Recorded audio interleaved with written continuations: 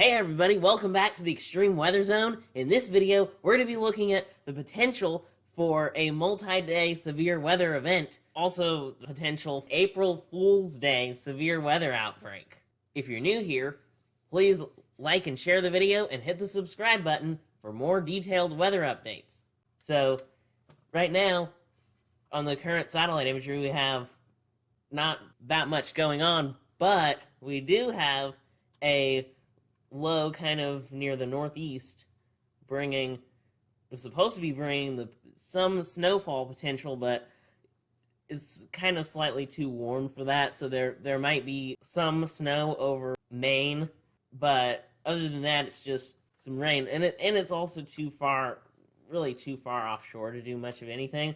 We have a huge ridge over the central US, but we have a low pressure system moving into California, and that's going to actually help to fuel the severe weather potential on April Fool's Day. Let's look at what the NAM model is showing. This is the NAM 12 kilometers, so it's not a convection allowing model, so this isn't going to be great for determining exact severe weather potential, but this is what we have this far out. This is still a few days away. 500 millibar pattern shows the low kind of moving into California tonight and tomorrow. This trough, this is by Sunday evening.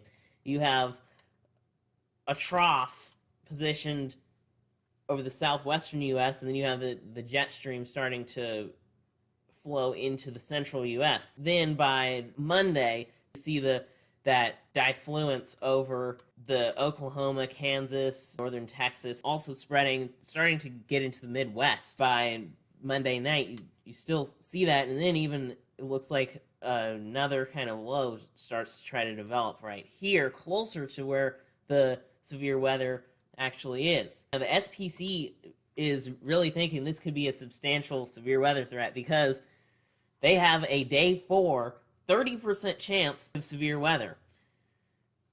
For Missouri, northwestern Arkansas, eastern Oklahoma, and southeastern Kansas, pretty large 30% chance of severe weather, and then also a bigger 15% chance of severe weather that extends out a lot further. The CSU model is even worse. It shows a 45 to 60% chance of severe weather with a maximum probability over northern Arkansas of a 57% chance of severe weather. This would be the equivalent of a moderate or high risk of severe weather, depending on what this is actually for. But this is a hatched significant risk, according to the CSU model. That would be pretty substantial.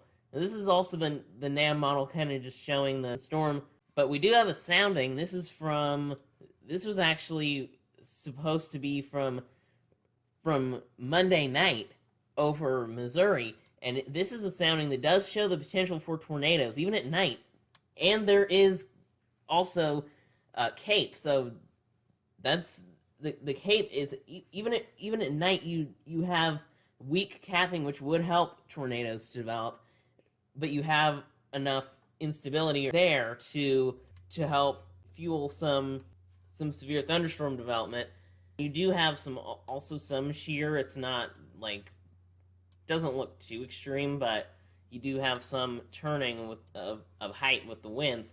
Now, this is the mixed layer Cape according to the NAM 12 kilometer model, which is not the best model to look at, but we do have some uncapped Cape by Monday night. Now, this, if there's a low here trying to develop some more instability even at night, that will be favorable. But if you look before that, even there could be the potential for some severe weather on Sunday, but it will be a weaker chance of severe weather over the Midwest if there is severe weather on Easter Sunday.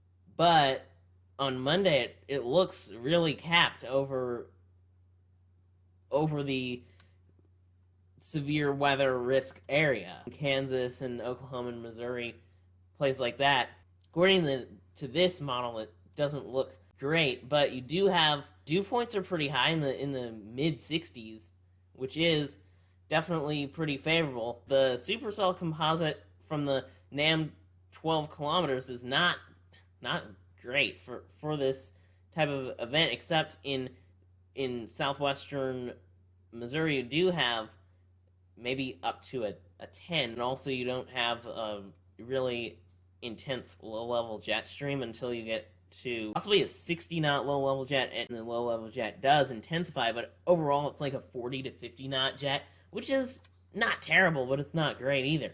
Let's actually look at the Euro model. The interesting thing here is that the Euro and the GFS actually kind of agree on the trough and the mid-level wind. This is on Monday evening, except the GFS does have a stronger low here, which that would be a lot more conducive for severe weather. But just let's see, the Euro model does show thunderstorms trying to develop on the kind of to the north and the east of the low pressure system, and this is more of like an overrunning kind of storm. This is like ahead of the warm front or along the warm front, and this is Sunday night. Then you go into Monday, and then this is April Fool's Day. Now this is Monday afternoon, and then you get into Monday evening, like about 7 p.m., and then you do have thunderstorms that erupt around in this severe weather risk area, especially in Missouri, Arkansas, Oklahoma, Kansas. You see all these thunderstorms developing. You do have a low right here, and then you have your warm front and the dry line here, maybe a cold front there. And so the thing is that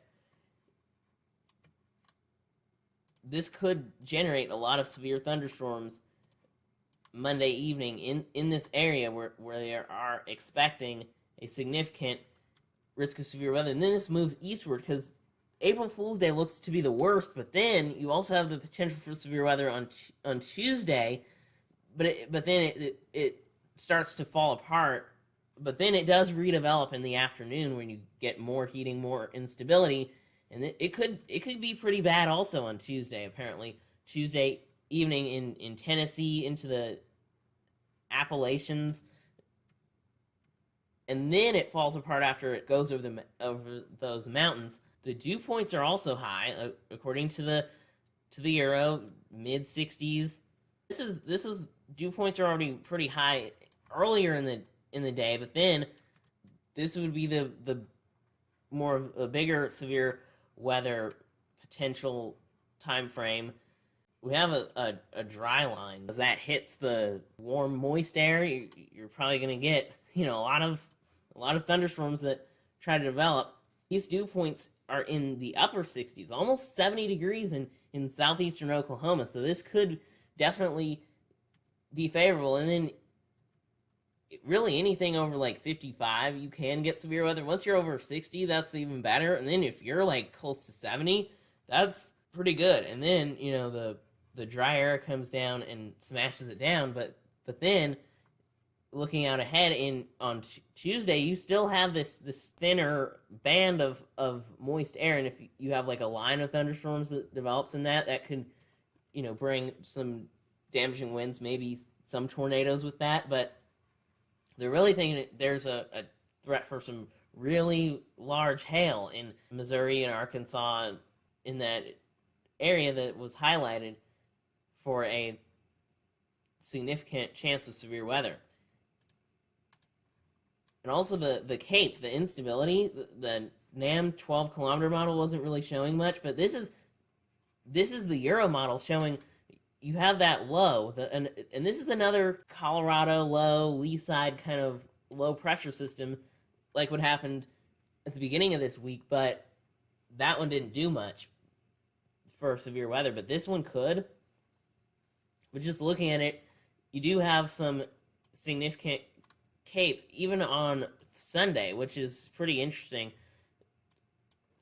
We'll have to see what happens there, but the Cape isn't extreme, but then it really does blow up. Later on Sunday night, it's like you do have 1 to 2,000 joules, which that's getting into a more, moderate, stronger instability amount. And then actually looking down into Texas, you have almost 3,000 joules of CAPE down in central and southern Texas, but where they're looking for the severe weather risk is in this area, also down into Texas, but especially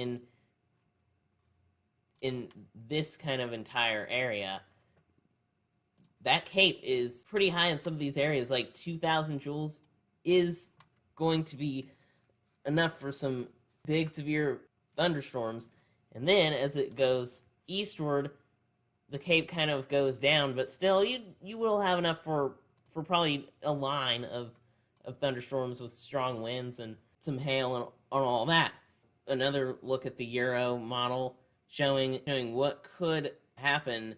You see the initial kind of on Sunday, you'd have this initial kind of area of thunderstorms in the Midwest into the Ohio region, and that kind of goes through, but then it's like overrunning, and then you get this bigger explosion of severe weather in Missouri, Arkansas, Oklahoma, northern Texas, southeastern Kansas, the area that was highlighted, and then that moves eastward, and then you have it kind of falls apart, and then you get this line that really starts to churn through through the Tennessee region and places like that, and then it goes away.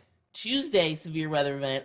This is the CSU model. The SPC has a day 5 outlook for a large 15% chance of severe weather from Tennessee, northern Alabama, places like that, all the way up to the Ohio region, and then eastward even into Maryland.